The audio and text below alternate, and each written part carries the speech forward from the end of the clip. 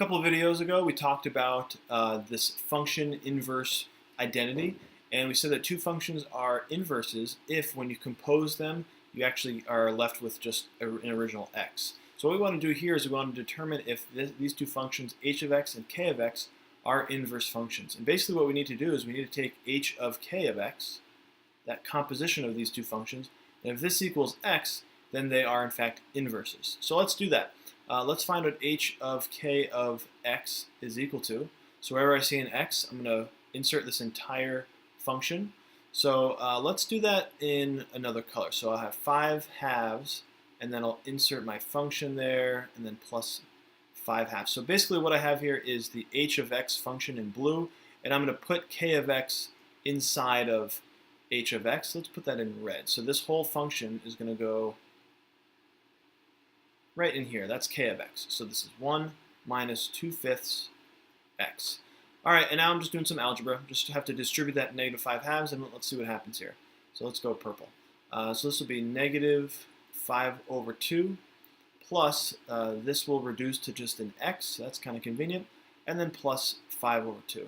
And right here I've got negative 5 halves plus 5 halves. That's going to equal 0. So this whole thing equals x.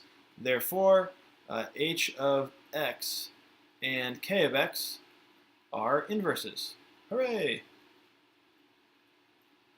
Okay, let's try another one. This one's a little bit trickier. We have rational functions, and while it looks more complicated, the process is exactly the same. Where these problems get difficult is making sure that you input the new function correctly into my x values. So let's find what g of f of x is here. So let's see, 2 over, and I'm going to leave this whole thing blank again, and just kind of write my g of x in purple. And then what I'll do is I'll take this whole, let's go green. I haven't gone green yet. I'll take this whole f of x function and I'll insert that into my input in the g function. So this would be 2 over x plus 1 plus 1. All right, so that is g of f of x. Now let's start to simplify some stuff together. If I drop these parentheses, I'll see that I have a plus 1 and I have a minus 1, so that will reduce to 0. So I've got 2 over x plus 1, and all that minus 1. So since these two kind of canceled out there, this is going to equal, I like to think of this as like a 2 over 1 up on top.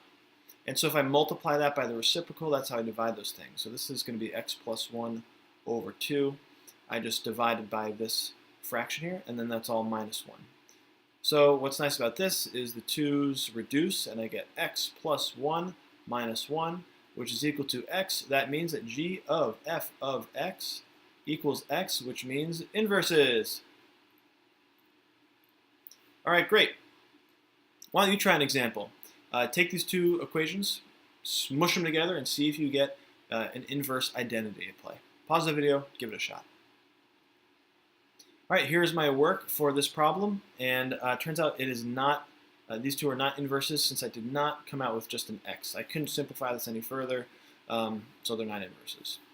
How about this next one? You try this example here and see what you get. Are they inverses? Turns out these two are inverses, which is kind of cool because it's the same exact function. This function is an inverse of itself. Weird.